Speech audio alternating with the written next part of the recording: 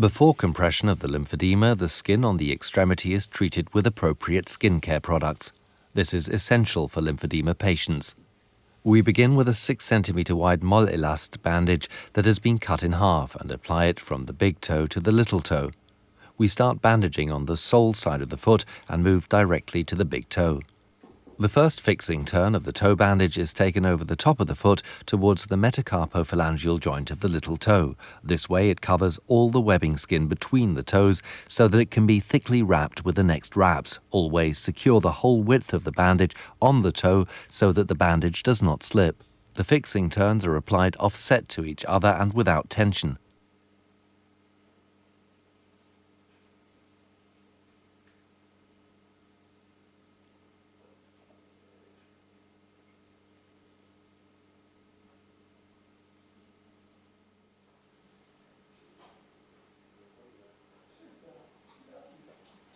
We use Celona synthetic padding to pad the top of the foot.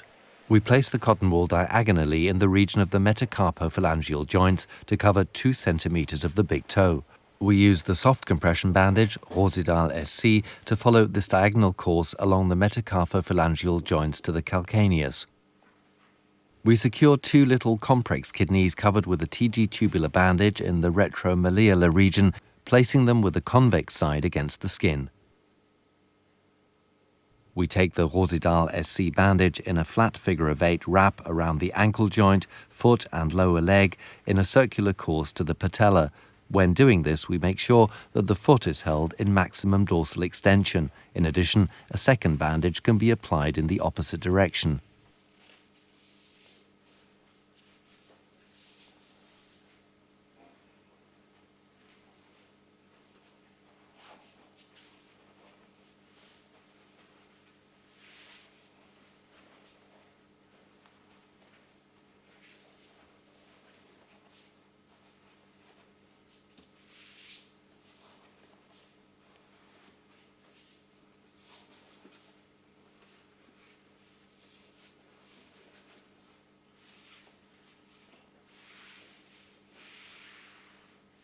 We use the same technique for padding with Rosidal Soft in combination with a TG tubular bandage. First, it is important to ensure that the TG tubular bandage is applied high enough and that it is folded crease-free in the foot region over the metatarsophalangeal joints of the toe.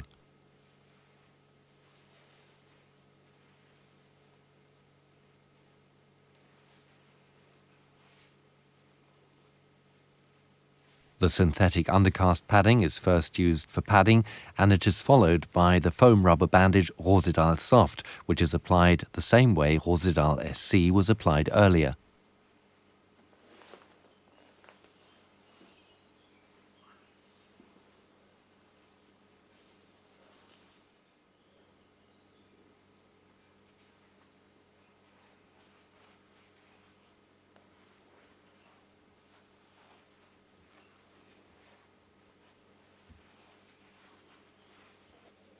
The short stretch bandage goes from the little toe towards the big toe.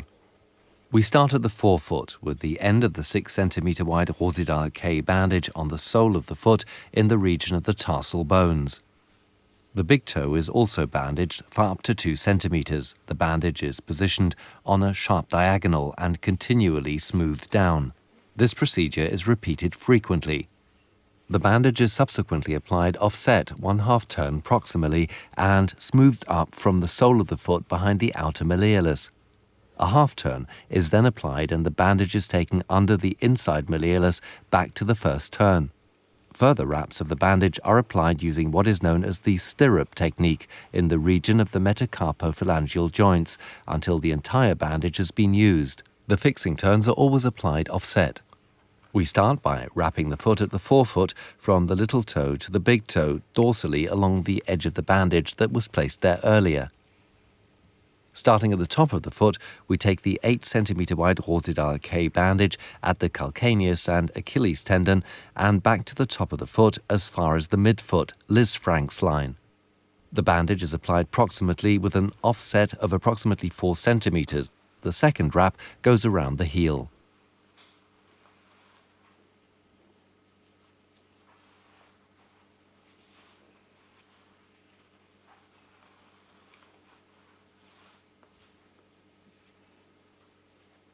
The bandage is wrapped from the dorsal calcaneus once more distally to the metacarpophalangeal joint of the big toe, and by doing so the rosidual K is held down tightly below the lateral malleolus.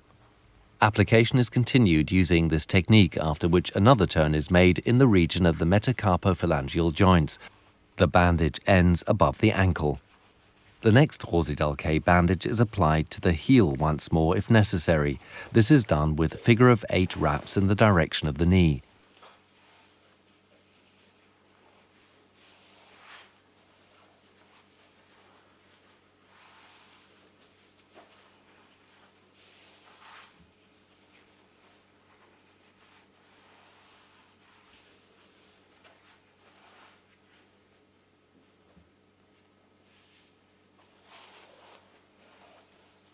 From time to time, we check the distances between the bandage turns and thus also the pressure gradient. The next bandage is applied up to the patella in the opposite direction. A final circular wrap, which is well covered, completes the procedure. The thigh is bandaged in the standing position. We use a popliteal fossa pad made of cotton padding and retain it with the soft compression bandage Rosidual SC. The thigh bandage overlaps the lower leg bandage by approximately 5 centimeters. We use this bandage to make circular wraps up to the groin. It is important that the bandage is positioned high enough in the groin. We recommend an Idealbinde 20 centimeters in width to stabilize the compression. This should be applied in the groin region using 2 wraps if possible. The Idealbinde is also applied close to the body and continually smoothed down as well.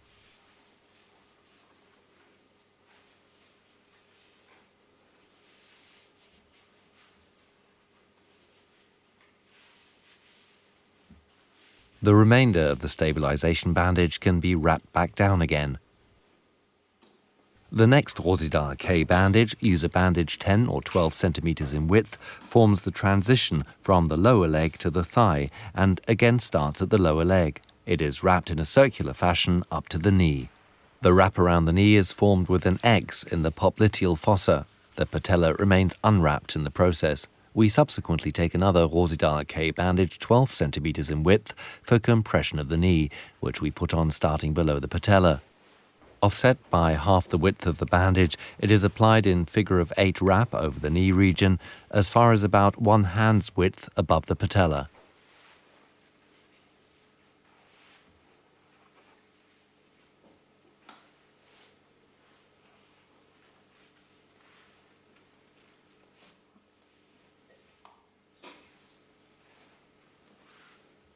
In the following step, we put on a new 12 centimeter wide Rosidual K bandage above the patella and take it in generous figure-of-8 wraps towards the groin. Bandaging is completed in 2 circular wraps.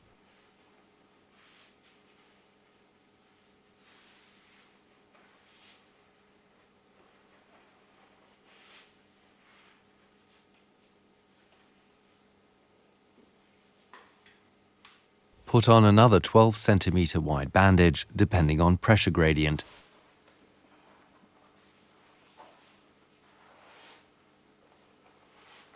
The end of the bandage is fastened firmly using tape strips, such as Silkafix or Porofix, 4 to 7 centimeters below the final edge of the bandage.